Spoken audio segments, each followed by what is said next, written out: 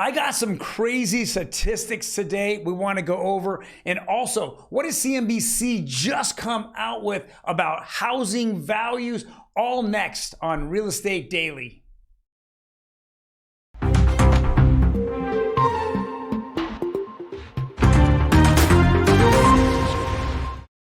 Yes, those articles, and I'm going to get into a lot more today. Hopefully, we're praying, yes, interest rates have gone down. We're going to check that out at the very end, so watch to the very end to get that information.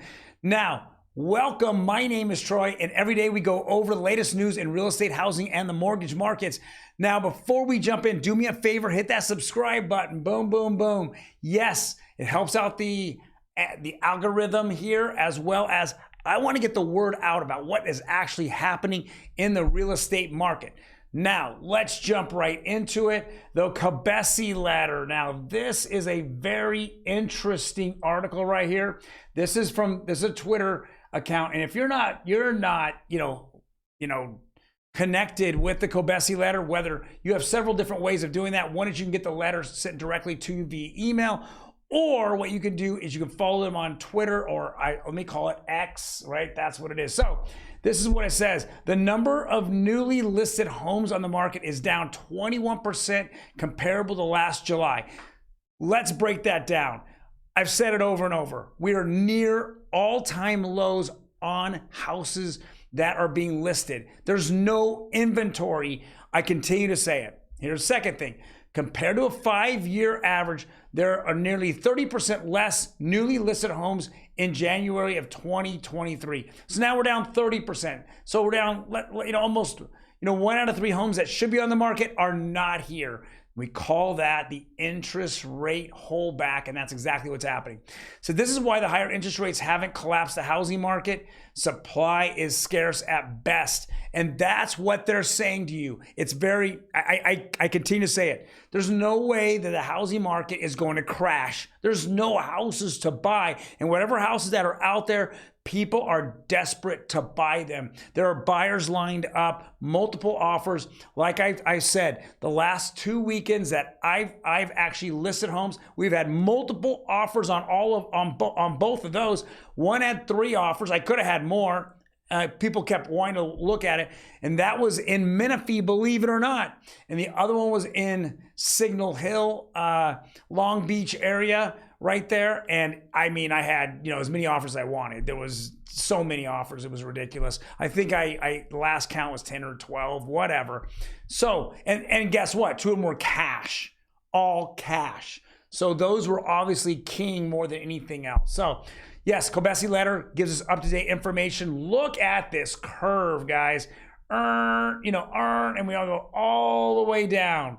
Is that nuts? 2019, 2020, and then it's just been on a decline ever since. But while it's declining, let's go over what's happening with prices. They're going this way, right? They're going up, boom, up that way. And that's the invert. We're separating ourselves. All right, another article here from the Kobeissi letter. That's today's Kobeissi letter. Again, if you haven't followed them on X, then you are missing out. It says the median house payment in the U.S. is now $2,605 a month. This is up 19% compared to 2022, and the most expensive median payment of all time. We're spending more money on houses. Why? It is your wealth. It is your future. It's your retirement. It's your kids' future. Everything is banking on this. When they start talking about, social agendas and why certain class of people and races are making more money, or have more money, and they say it's generational wealth. Guys, I cannot tell you over and over enough. Go get a house, right? Go buy a house. There's no other way of saying it. Right now in the state of California, they want to stop you from buying houses. What they've already proposed with Senate Bill 10 is that they don't want to give out any more land plots for single family residents. They want to only build multifamily, 8plexes, 40 unit plexes. They don't want you to own the land. They just want to rack and stack and pack you on top of each other. Right now is a pivotal point. If you're saying, hey, Troy, rates are too much, I get it. Get a plan. Put a plan together. That is it. If California is too expensive and you can actually go out and do the same job in another state, especially a state that's way more friendlier than this one, go do it. Make the change. Okay? Way back in the day, for 40 or 50 years of my life, I never thought I'd leave the state of California. But the last 10 years, and the governor has been telling us all, leave the state. This is the #1 state that people are leaving all day long. Why? It's just run into the ground, period. But you see this, it says even more worrisome. The median housing price is now up a massive 67% in 2021 and 79% of 2020. Why? The rates were low. That's what was happening. And people that are buying houses today, they are banking on it. They're gambling on that. Those rates will go back down into the 4s and will save them hundreds and hundreds of dollars. And I believe the same. Within the next 24 months, we'll be back in the 4s. This is not financial advice. This is just my opinion. And this is my educated expert guess. That's what it is. That's all it is. Okay. I tell my people all the time, don't go in a 2-1 buy down. Just suck it up for a couple of months, a couple of years, then it will drop. 2-1 buy down is really tough because you're gonna, first of all, ask for the seller to participate in it, which is usually about a point. Sellers, unless they're desperate to sell their homes, they have no offers on it, will not give you closing costs. Number 2, pulling it out of your pocket. Why would you spend another $5,000 pulling out of your pocket? How much are you really saving on a 2-1 buy down? If you're saving $300 a year on a $500,000, $300 a month on a $500,000 house, it isn't going to save you anything. Guys, it saves you on a monthly, but you're paying the $5,000 up front. Doesn't make any sense. The only way it makes sense is that the seller's paying for it, and the seller is right now not participating in it, especially on any kind of home that looks halfway decent. Okay? So with that being said, take it in consideration one more time. Your wealth is sitting in your home for most Americans, right? If you're a habitual renter, okay, you will live a different life than a homeowner, in my opinion.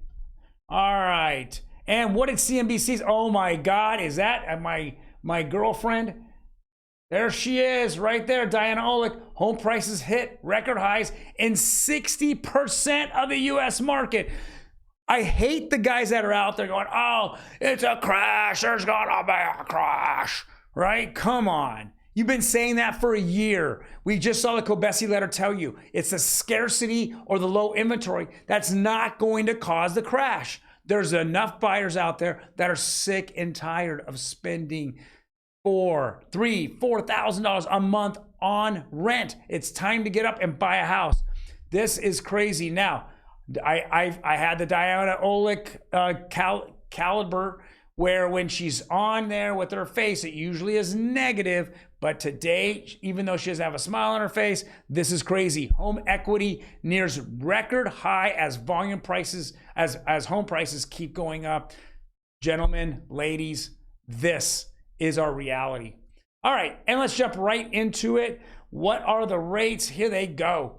Conforming went down about 5 basis points. Not very much, but we got under 7, which is a start. This is a very big start for us. But the jumbos went down about 16 basis points, and FHA went down almost 6 basis points. We're starting to see a little bit of easing here. I think that the market's digesting all the Fed information. They're also digesting, some of the today, the housing and the employment information that came out today. We employed less people. Now, I look back and I say, well, how is the economy so much better when every month the government readjusts down? So it doesn't make any sense. Employment numbers keep getting readjusted down every single month in 2023. It's a facade. You only see what happens on the day that the housing information, on the employment information comes out. But it's always a little blurb in the back of the paper under asterisks. Do they say, oh, we readjusted this and we readjusted that? Okay. The Fed is out to hurt us, okay? The Washington, D.C. politicians are out to hurt us. There isn't any question about it.